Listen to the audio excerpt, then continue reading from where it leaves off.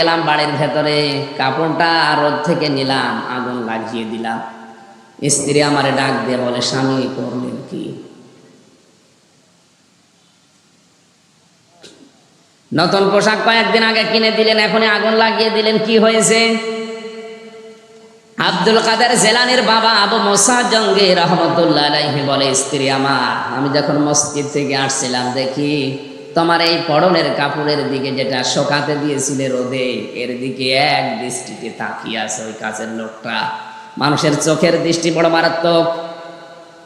যে পোশাক তোমার শরীর আবৃত করে রাখে, তোমার পুরা শরীর ঢেকে রাখে, এই দিকে ও তাকিয়েছে, এর প্রভাব আমার সন্তানের পেটের উপরে পড়তে পারে।